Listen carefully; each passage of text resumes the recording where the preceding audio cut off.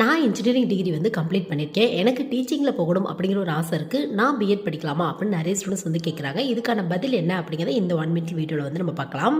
BEd அதோட full form வந்து பார்த்தோம் அப்படின்னா பேச்சுலர் ஆஃப் எஜுகேஷன் அப்படிம்பாங்க. 2 இயர்ஸ்க்கான கோர்ஸ். முன்னாலாம் 1 இயர் இருந்துச்சு. இப்போ ரீசெண்ட் இயர்ஸில் 2 இயர்ஸாக எல்லா காலேஜ்லையுமே வந்து ஃபாலோ பண்ணிட்டு இருக்காங்க உங்களுக்கு. ஸோ பிஎட்கான பேசிக் எலிஜிபிள் அப்படின்னா எந்த யூஜி முடிச்சவங்க வேணாலும் படிக்கலாம் அப்படிங்கிறத பேசிக் எலிஜிபிளாக ஃபாலோ பண்ணிட்டு இருக்காங்க. ஸோ இன்ஜினியரிங் படிச்சுட்டு உங்களுக்கு இன்ட்ரெஸ்ட் இருக்குது அப்படின்னா கண்டிப்பாக பிஎட் வந்து நீங்கள் படிக்கலாம். உங்களுக்கு வந்து பார்த்தோம் அப்படின்னா நீங்கள் வந்து ஜாப் ஆப்ஷன்ஸ் அப்படின்னு எடுத்துட்டோம் அப்படின்னா ரொம்ப கம்மியாக தான் இருக்கும். நீங்கள் பிஎட் கம்ப்ளீட் பண்ணீங்க அப்படின்னாலும் ஸ்கூலில் ஜாப் அப்படிங்கிறது ரொம்ப கம்மியாக இருக்கணும். இதுவே நீங்கள் கவர்மெண்ட் ஸ்கூல் ட்ரை பண்ணுறீங்க அப்படின்னா உங்களுக்கு 6th-லேருந்து 8th ஸ்டாண்டர்ட் வரை இருப்பாங்களே ஸ்டூடெண்ட், அவங்களுக்கு மேக்ஸ் டீச்சர் ஆகிறதுக்கான வாய்ப்புகள் இருக்குது. பட் வேகன்சி ரொம்ப கம்மியாக தான் இருக்கும் உங்களுக்கு.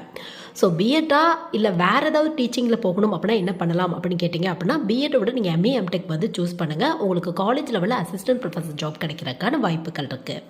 கவர்மெண்ட் காலேஜ் அப்படின்னா எக்ஸாம் பேஸில் வந்து கிடைக்கும்.